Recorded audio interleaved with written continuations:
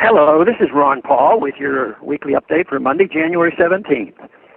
Since the creation of the Federal Reserve in 1913, the dollar has lost over 97% of its purchasing power.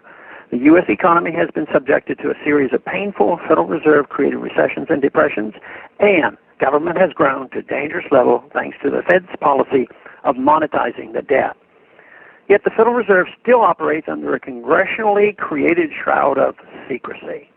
No wonder almost 75% of the American public supports legislation to audit the Federal Reserve.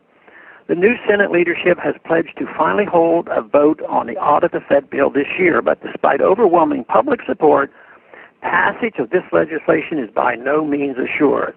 The reason it may be difficult to pass this bill is that the 25% of Americans who oppose it represent some of the most powerful interests in American politics. These interests are working behind the scenes to kill the bill or replace it with a meaningless compromise.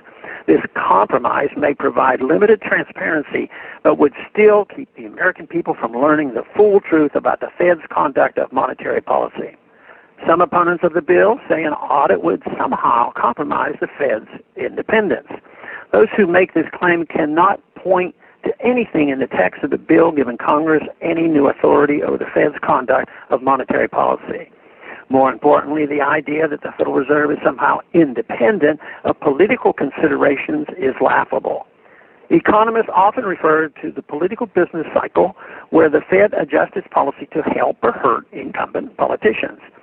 Former Federal Reserve Chairman Arthur Burns exposed the truth behind the propaganda regarding the Federal Reserve independence when he said, quote, "If the chairman didn't do what the president wanted, the Federal Reserve would lose its independence." Close quote. Perhaps the real reason the Fed opposes an audit can be found by looking at what has been revealed about the Fed's operation in recent years.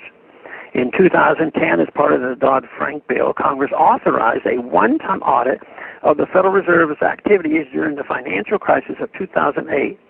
The audit revealed that between 2007 and 2008, the Federal Reserve loaned over $16 trillion, more than 4 times the annual budget of the United States, to foreign central banks and politically influential private companies. Last year, former Federal Reserve official Andrew Huszar publicly apologized to the American people for his role in the greatest backdoor Wall Street bailout of all time. The Federal Reserve's quantitative easing program.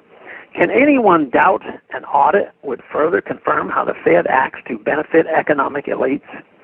Despite the improvements shown in the government-manipulated economic statistics, the average American has not benefited from the Fed's quantitative easing program. The abysmal failure of quantitative easing in the United States may be one reason Switzerland stopped pegging the value of the Swiss franc to the euro following the reports that the European Central Bank is about to launch its own quantitative easing program. Quantitative easing is just the latest chapter in the Federal Reserve's 100-year history of failure. Despite this poor track record, Fed apologists still claim the American people benefit from the Federal Reserve System. But if that were the case, why wouldn't they welcome the opportunity to let the American people know more about monetary policy? Why is the Fed acting like it has something to hide if it has nothing to fear from an audit? The American people have suffered long enough under a monetary policy controlled by an unaccountable, secretive central bank. It's time to finally audit and then end the Fed. Thanks for calling this update. A new update is placed on this number, 888-322-1414, every Monday. The written text can be found on the Ron Paul Institute website at www.ronpaulinstitute.org and on my Facebook. Thanks for calling.